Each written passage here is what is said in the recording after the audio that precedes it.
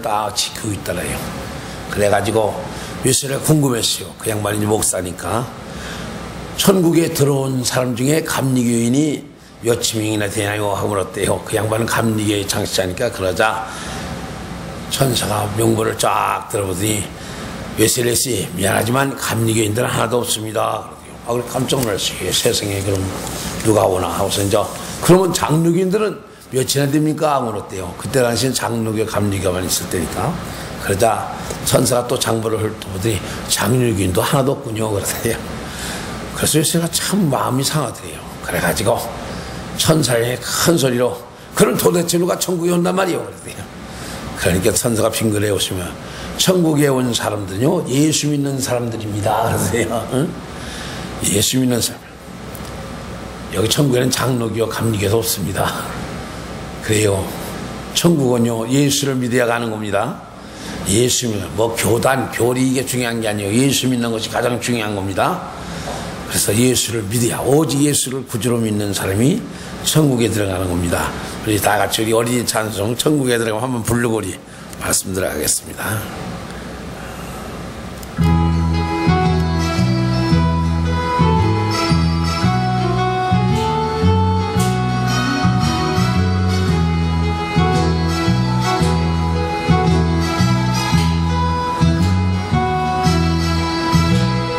천국에 들어가는 길은 예수님뿐이지요.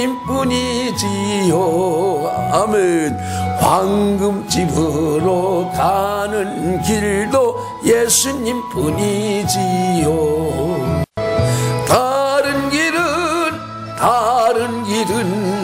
다른 길은 없어요. 아멘. 천국에 들어가는 길은 예수님뿐이지요. 아멘.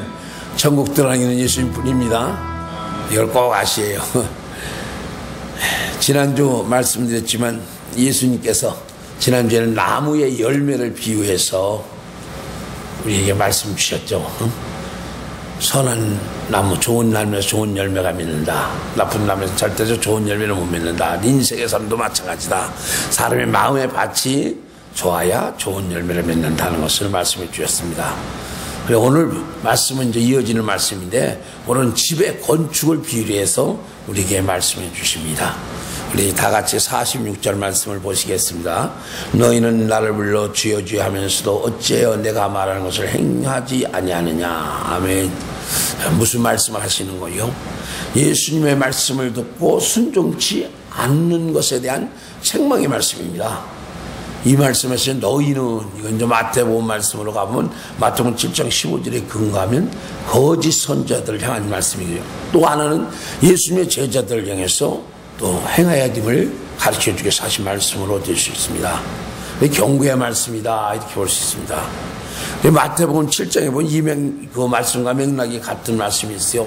7장 22절 23절 보면 그날에 많은 사람들이 나더러 주여 주여 우리가 주의 이름으로 선지자 노릇을하며 주의 이름으로 귀신을 쫓아내며 주의 이름으로 많은 권능을 행하지 아니하였나이까 하리니 그때에 내가 그들에게 밝히 말하되 내가 너희를 도무지 알지 못하리니 불법을 행하는 자들아 내가서 떠나가라 하리라. 아주 강력하게 말씀하는 말씀의 구절이 있습니다. 그러니까 예수님의 말씀에 불순종하는 선지자 노릇을 해도 소용없고 능력을 행해도 소용없고 귀신을 쫓아내도 소용없고 다 예수님과 관계없다는 얘기입니다. 엄청 두렵고 떨리는 얘기죠. 우리가 알고 있는 현신의 원사님 천국 갔다 와서 그랬잖아요. 가보니까 자기 모른다 하잖아요. 그 능력의 종 여종인데 대단했죠. 그랬는데 예수님이 딱 돌아서 앉아서 쳐다보지도 않고 나 현신입니다. 그러니까 나는 모른다. 그래 그분 다시 살아나고 와가지고 그냥 와서 그거 선포했잖아요. 왜? 능력을 행하고 기적을 행했지만 주님과 관계없이 불법을 행했다는 얘기죠. 우리요 순종이라는 게 얼마나 중요한 걸 얘기해요. 불순종은 하나님 앞에 인정받지 못한다. 그래서 우리가 불순종한 것이 있다면 회개해야 합니다. 회개하면 돼요. 회개를 해지 그걸 불순종할 당연한 딴 사람도 하니까 나도 불순종하면 되지 뭐 이렇게 생각하면 안 됩니다. 다른 사람은 다른 사람이고 나는 아, 내가 하나님 말씀 불순종했다면 회개하시고 기도해야 합니다. 하나님, 나는 불순종했습니다. 용서하소서 하고서 불순종하지 않는 그런 믿음을 주시고 능력을 달라고 기도해야 될 줄 믿습니다. 그래서 능력받아야만이 순종할 수 있는 겁니다. 또 47절 말씀 보겠습니다. 내게 나와 내 말을 듣고 행하는 자마다 누구와 같은 것을 너에게 보리라 그래요. 이 말씀을 현대인 성경에서는 내게 나와 내 말을 듣고 실천하는 사람은 바로 이런 사람과 같으니라 이렇게 번역하고 있어요. 그러니까 예수님 말씀을 듣는 자에 대한 것을 이제 비유로 말씀하는데 집 짓는 자에 대한 비유를 들어서 이제 말씀합니다. 그리고 48절로 넘어가면서 뭐라고 그래요? 집을 짓되 깊이 파고 주초를 반석에 놓은 사람과 같으니 큰 물이 나서 탕류가 그 집에 부딪히되 잘 지었기 때문에 능히 요동하지 못하게 하였거니와 이래요. 그래요. 집이 튼튼하려면 어때요? 기초가 튼튼해야 합니다. 기초가. 그래서 큰 빌딩은요 지하 깊이 들어가지 또 파일을 박지 완전히 땅바닥을 본다 하잖아요. 그리고 오늘날은 이제 방진 설계까지 해요. 지진에 무너지지 않도록. 그래야 건물이 망가지지 않는 거예요. 우리 몇 년 전에 일본 쓰나미 매스컴 통해서 봤잖아요. 여러분들은 어떻게 생각해요? 저는 그걸 보고 두려운 생각이 들었어요. 야, 무섭다. 그건 집이 막 집채로 막 떠내려가잖아요. 왜 그래? 기초가 약하니까 기초가 피튼 파서 했으면 집이 그저 밀리지 않죠. 저 몇 년 전에 우리 삼척에 또 엄청난 홍수가 난 적 있죠. 그래 거기도 이제 한번 갔었어요. 갔는데 보니까요 슬라브 집이 잘 진 집이에요. 근데 개울가 있는 집인데 45도가 길어졌어요. 왜냐면 개울이 이제 패어나가서 참 안타깝대. 그 집 부서진 것만도 못하겠대. 왜 그래요? 그것도 좀 기초 좀 깊이 파서 했으면 그 쏘랑 쓸려 나갈 때 괜찮을 텐데 그 기초가 약하니까 그런 거예요. 예, 이런 비유를 예수님이 드는 건데 아주 쉽게 말씀해요. 예수님께서는. 그리고 우리 신앙도 마찬가지라는 거예요. 우리 신앙이 든든하고 견고하려면 신앙의 기초가 든든해야 된다는 거야. 그래야 어떤 환난이 와도 풍파가 와도 우리 신앙이 흔들리지 않는다는 거예요. 그러면 이 신앙이 기초가 튼튼한 신앙이 뭐냐? 예수님 말씀에 순종하는 신앙이다. 결론이 그거예요. 근데 이게 우리가 순종하고 싶은데 안 되잖아요. 그죠? 그래 안 그래요? 아 솔직히 예수 믿으면서 예수님 말씀대로 안 살고 싶으면 믿지 말아야지. 그치? 근데 안 되잖아요. 이 인간이에요. 그래서 우리가 로마서 8장 말씀에 보면 변화가 되어야 된다. 변화가. 영의 사람으로 변화가 있어요. 우리가 영의 육에 속한 사람은 하나님 말씀대로 살 수가 없어요. 순종할 수도 없어요. 하나님 기쁘게 할 수도 없어요. 그래서 영의 사람으로 변화하는 거예요. 영의 사람. 그 영의 사람이 어떻게 변하냐? 어떻게 변해? 성령 받으면 영의 사람을 변화되는 거예요. 성령을 받으면 간단한 거예요. 우리가 그래서 성령을 사모하고 성령을 모셔드려야 하는 거예요. 그래서 성령을 받은 증표가 뭐라 그래요? 로마서 8장에서 이어서 말씀하는 것이 아버지라 부르진다는 거예요. 여러분들이 하나님을 아버지 불러주면 성령이 와 계신 겁니다. 그럼 영의 사람인 거예요. 그렇게 되면 하나님 말씀을 따라 살고자 하는 그런 믿음도 생기고 따라가게 되는 거예요. 이게 아주 참 중요한 겁니다. 그래서 성령 받지 않은 사람은요 구원도 없고 하나님 말씀에 순종할 수 없어요. 그 신앙은 견고하지 못해요. 그래서 저나 여러분들이 제가 오래오래 교회도 오직 성령을 충만을 받아라 했는데 성령 충만을 받는 이런 한 해가 되시기 바랍니다. 그럼 우리는 승리자가 됩니다. 우리가 되는 게 아니에요. 우리 성경에 보면요 예수님 제자들 12제자들 보면 참 재미있어요. 예수님이 십자가 지기 전에 최후의 만찬을 띄시잖아요. 근데 그 만찬을 뗀 후에도 바로 무슨 일이 아니면 제자들끼리 싸움이 일어나. 누가 크냐고. 아니 그때가 다툴 때요. 날이 있으면 예수님 십자가 못 박혀 죽으시는데 그날 밤 예수님 붙들어 갈 건데 그렇게 해명하게 했다는 얘기요. 그죠? 예수님이 하신 말씀이 뭔가 또 뭔가 얼마나 참 답답했겠어요. 다투잖아요. 다툼이 생겼어요. 왜 그래요? 육의 사람이래요. 그때까지도 예수님의 12제자라도 그들은 육신에 속한 사람이에요. 그러니까 자기 생각대로 자기 아집대로 자기 욕심을 따라 신앙생활했던 거예요. 근데 그들이 어떻게 됐어요? 예수님이 이제 부활하셨다 죽으셨다 부활하시고 승천하시기 전에 그 감람산에서 제자들 모여놓고 너희들 성령을 받기 전에 예루살렘 떠나가지 말라고 그러자 그 말씀에 순종해서 열흘 동안 전혀 기도에 있었어요. 그래서 오순절에 성령 받고 나니까 달라지잖아요. 예수님 말씀을 따라서 복음 전파하고 십자가의 도, 부활, 재림 증거하면서 당당하게 전도하잖아요. 이게 성령을 받은 자와 안 받은 자의 차이인 거예요. 같은 사람이라도 성령을 받으면 사람이 달라질 줄 믿습니다. 왜냐면요, 우리가 영의 사람이 되면 부정적이고 절망적인 사람이 소망적이고 긍정적인 사람으로 바뀌어지는 거예요. 그래서 소망이 어디 있어요? 땅에 가졌던 소망을 하늘나라로 향하는 거예요. 땅에 가졌던 소망이 하늘나라로 가게 된다는 얘기입니다. 그제도 제가 총회일도 안 하고 지방에도 안 나가고 하니까 옛날 지방의원들이 쫓아왔어요. 식사를 대주는데 나는 평창 목사님이 오신다 해서 식사를 그랬더니 내가 피할 기분이 이제 다 와서 식사를 하는데 좋아 얘기를 하는데 어떤 목사님은 오래 살기를 그렇게 응원하더라고. 그래서 내가 속으로 불쌍했어요. 뭐 이 땅에 오래 산다고 10년 더 산다고 뭐가 중요하고 20년 더 산다고 뭐가 중요한 얘기지. 어떻게 사느냐가 중요한 거예요. 어떻게 사느냐가. 어디다 목적을 두고 어떻게 사느냐가 중요하지 더 살고 덜 사는 게 중요한 게 아니에요. 그럼 왜 그랬죠? 땅의 소망을 가지고 땅에서 뭐를 이루려고 주어진 사명 때문에 우리가 있는 것이지 여러분들 우리는 천국의 소망 가지시기 바랍니다. 이게 영에 속한 사람이에요. 그렇게 될 때 예수님 말씀에 순종하는 삶을 사는 것이지 그렇지 않으면 절대적 예수님 말씀에 순종할 수 없어요. 왜? 예수님이 하신 말씀 보면 여러분 한번 생각해 봅시다. 우리 생각과는 반대죠. 그렇죠? 근데 그 말씀 어떻게 순종해요? 근데 그 순종할 수 있다는 것은 우리가 변화받았다는 증표예요. 얼마나 감사한 거예요. 여러분들 그래서 우리 성령 충만을 위해서 기도하시고 항상 성령을 사모하시고 그분을 인정하시는 저는 여러분 되시기 바랍니다. 그래서 이렇게 인정하세요. 생활하면 성령님 이거 어떡할까요? 이렇게 여쭤보고 기도 아니에요. 그러면서 살아가면 성령께서 우리를 붙들어 주실 줄 믿습니다. 그래서 우리가 성령 충만 이건 아주 과제예요. 오늘날 모든 교회 과제, 모든 성도의 과제인 줄 믿습니다.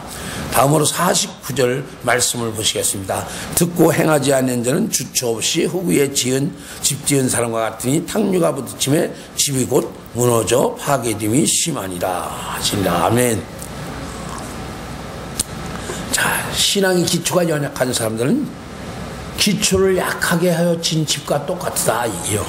그래서 어떤 탕류가 그러니까 물이 탁 치면 그냥 팍 무너지던 어떤 시련과 아픔이면 금방 쓰러지고 만다는 거야.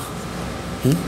그럼 그들이 어떤 자들이냐? 하나님 말씀, 예수님 말씀을 듣고 행하지 않는 자들이다 그래요. 저는 그런 생각을 해봤어요. 오늘날 교인들은 많습니다. 교회를 다니요, 많이 다니요. 다 보면 전도하러 보면 교회 거좀 다 다닌다 주일학교들이라도 가서 너 교회 다니면 교회 다녀. 애들 우리 주일학교들한테 야 너 친구 좀 데려와. 다 교회 다녀. 보면 교회 안 되는 사람 찾아볼 수도 없는 것 같아. 그렇지만 더 그렇지도 않은데 근데 교회만 다닌다고 되는 거냐? 아니잖아요. 응? 교회는 다니는데 예수 믿는다고 교회는 잘 다니는데 어때요? 신앙생활이나 삶은 예수님과 반대되는 삶을 사는 사람들이 있어요. 이 사람은 신앙이 뭐예요? 털을 안 닦고 그냥 모래 위에 지은 집과 같다는 거예요. 응?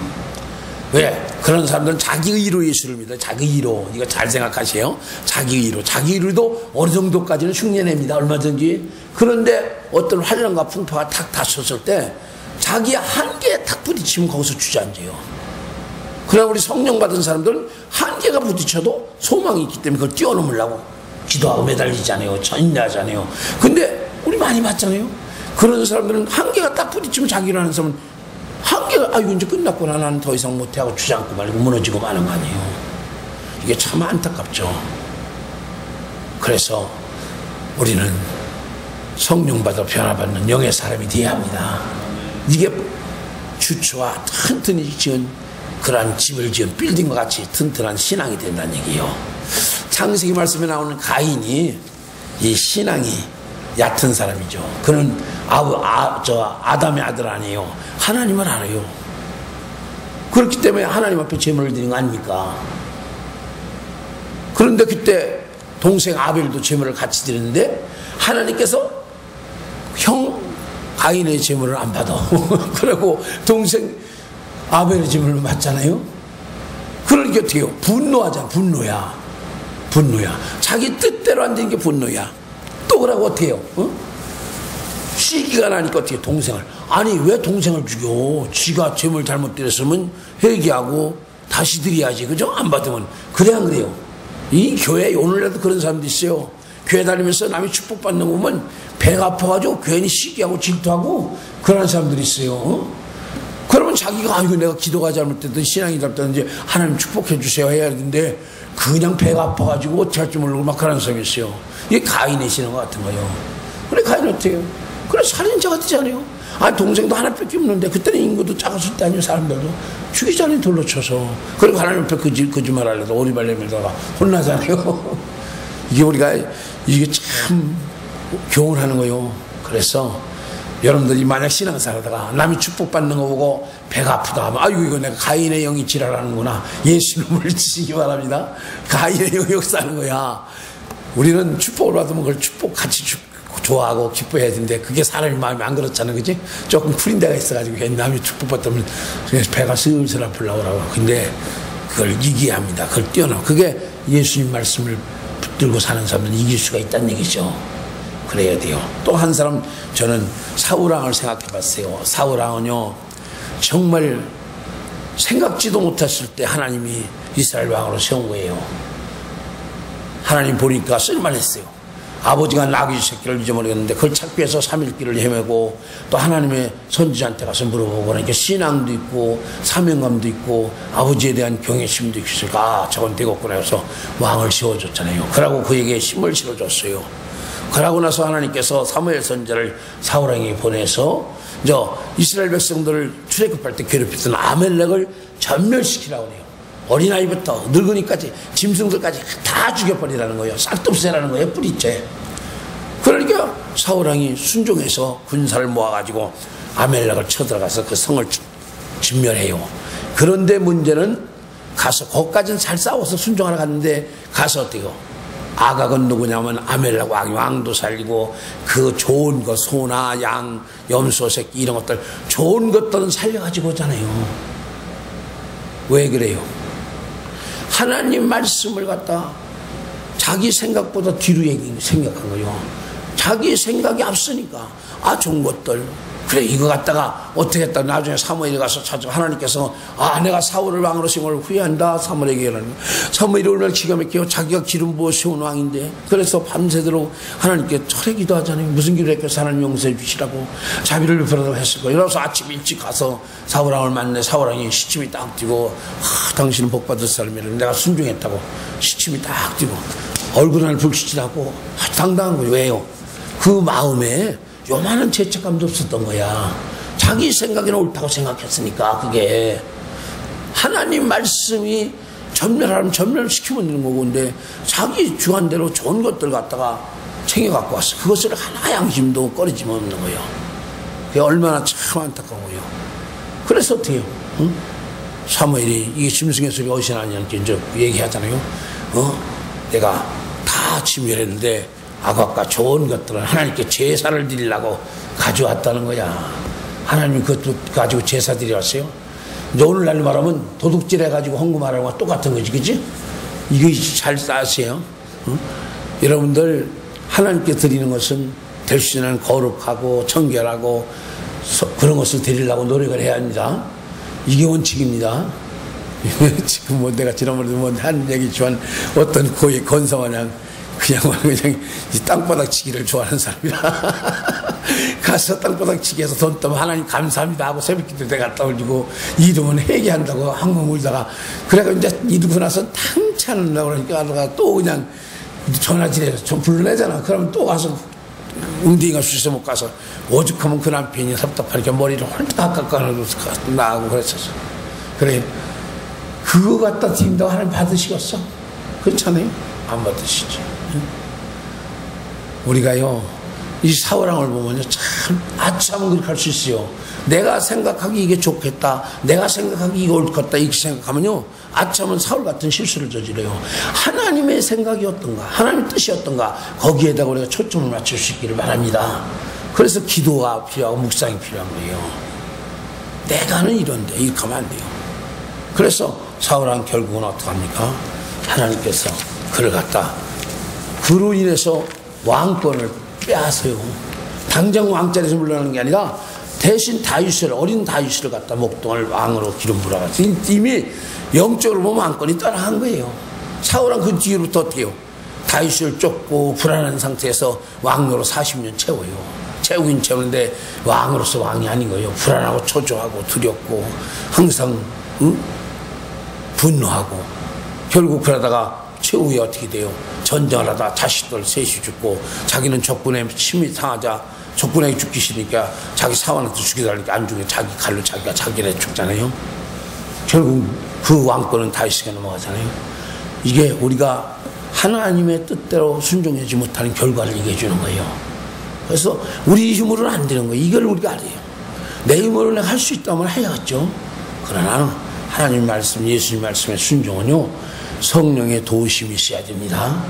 절대적인 겁니다. 이걸 꼭 아시에요. 그래서 항상 우리가 기도하는 마음, 깨어있는 마음, 그 하나님 앞에 교제하고 대화하고, 그래서 성령님 이런 때는 어떻게 할게요? 물어보고, 이게 우리가 신앙생활 할 때 승리하는 비법인 것을 꼭 아시기 바랍니다. 그러면요, 주께서 우리에게 은혜 주실 줄 믿습니다. 분명히 인도해 주실 줄 믿습니다. 우리 인생이라는 것은요, 어떻게 보면 가장 똘똘한 것 같은데 가장 미련하고 그렇잖아요. 가장 강한 것 같은데 가장 약한 존재예요. 그랬으니까 우리 하나님 의지하고 예수님 말씀에 순종하려고 노력하는 저나 여러분 되시기 바랍니다. 그래서 우리가 첫째로 그렇게 하기 위해서는 순종하는 사람이 되려면 성령을 받아야 되는데, 성령을 받기 위해서는 우리가 내 육신을 따라 영에 속하지 못한 삶을 사는 것이 있다면 그걸 먼저 회개해야 합니다. 내 뜻대로 내 생각대로 내 마음대로 생활하고 신앙생활이 있으면 그것을 회개하시기 바랍니다. 자복하세요. 딴 거 없어요. 주여 생각이 나요. 그러면 주여 내가 또 잘못 살았네요. 이렇게 살았네요. 그렇게 자복하고요, 성령의 은혜로 더딥혀달라고 기도하시기 바랍니다. 그러면요, 성령 부어주실 줄 믿습니다. 이건 약속이에요. 이건 예수님의 약속이니까 분명히 성령 부어주실 줄 믿습니다. 누가복음 11장에 보면 구하는 자에게 성령을 주시 않겠느냐 했어요. 아버지께서 성령 부어준다고 분명히 우리에게 약속하고 있습니다. 여러분 승리하시기를 바랍니다. 그러면 우리가 영의 사람으로서 정말 주추가 든든한 신앙의 집을 짓고 천국 가는 그날까지 승리할 줄 믿습니다. 좀 세상을 악합니다. 봐요, 세계가 지금 어떻게 돌아갑니까? 우리가 기도할 때입니다.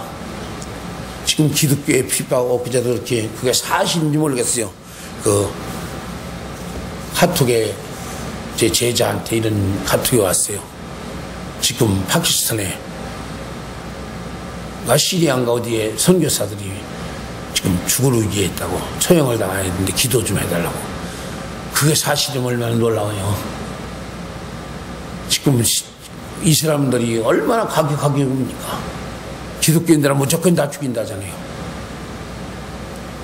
때가 이제 각해지는 거예요. 마지막 때 갖춰오는 것 같아요. 우리가 이럴 때는요, 신앙생활 잘해야 합니다. 거기다가 경제적으로도 지금 어려워지잖아요.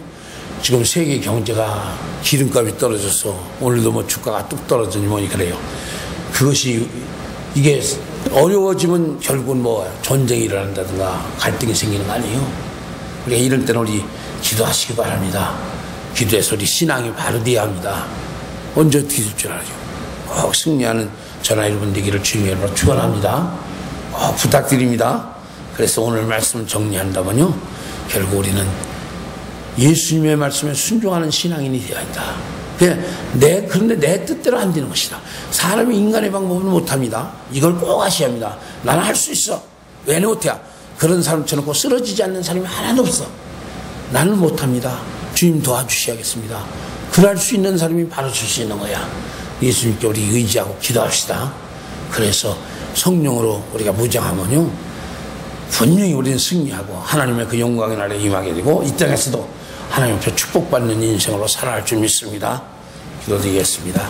감사합니다. 오늘도 이 시간 말씀 주시고 축복하심을 감사합니다.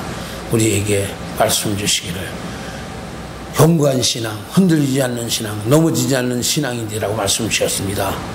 그 방법이 예수님 말씀에 순종하는 자라고 했습니다. 주여, 우리 인간의 힘으로는 하고 싶어도 순종이 안 되는 게 인간의 모습입니다. 죄악된 모습 불쌍히 여기사 구속해 주셔서오니 성령의 역사심을 통해서 순종할 수 있는 믿음을 주시고 능력을 주셔서 주의 뜻을 이루고 주의 영광을 나타내는 우리 모두로 삼아 주시옵소서. 오늘도 보시옵소서. 아버지, 소수의 무리만 주 앞에 나와서 예배를 드립니다. 때가 악한데요, 아버지 하나님, 정말 저들이 깨어서 기도할 수 있게끔 허락하여 주시고 주 앞에 나와 예배들을 기뻐하며 이 마지막 때를 준비할 수 있게끔 허락하여 주시옵소서. 오늘 이 자리에 함께한 주의 백성들 기억하시옵소서. 주의 뜻대로 살고자 이 자리에 나왔습니다. 힘든 몸, 추운 날씨, 어려운 환경인데도 주 앞에 나왔습니다. 주께서 기억하시고 은혜 내려주시고 축복하여 주시고 하늘나라 상급으로 허락하여 주시옵소서.